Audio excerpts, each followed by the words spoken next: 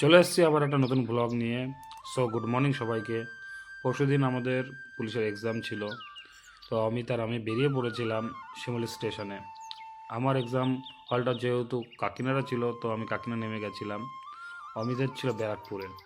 তো okay all the best জানিয়ে আমি অরিন্দমের জন্য ওয়েট করছিলাম কাকিনা স্টেশনে, কিন্তু হঠাৎই ঢোলুর সাথে দেখা হয়ে গেল।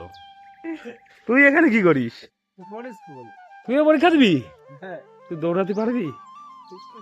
আমি পারবো। তুই এসছিস, তো বিশাল ফোন হবে পরীক্ষা তোমার। পরীক্ষা জানি না বাট কপাল তো সিস্টেম আছে তো নাকি তোমার? সিস্টেম নেই। সিস্টেম তোমার কাছে আছে। আমার কাছে নেই।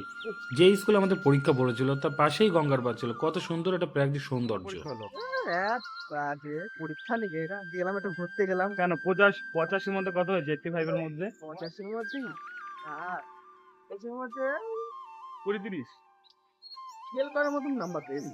ফেল তো আমরা সবাই করবো। আর কি 85-র মধ্যে আমারও বেশি অ্যান্সার হয়নি। পরীক্ষা দিতে যাওয়ার সময় এতটাই ভিড় ছিল যে কোনো ভিডিও ক্লিপ নিতে পারিনি। আসার সময়ও সেম। তো আমরা লালগোলা নিয়ে কাঁচাপাড়া নেমেছিলাম 2টো ট্রেন ছাড়ার পর খাওয়া দাওয়া করার জন্য। আর এসে এই যে সো কল স্মার্ট গ্যাজেট চাওড়া ছাপড়ি। নেক্সট খাওয়া দাওয়া কমপ্লিট করার পর আমি আর ররি শিমুলি নেমে বাড়ির দিকে রওনা দিলাম।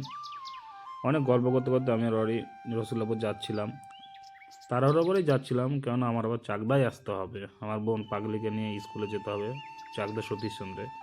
তো আজকের ভিডিওটা এখানে শেষ করছি। ভালো লাগলে লাইক, কমেন্ট, শেয়ার ও ফলো করবেন। Thank you.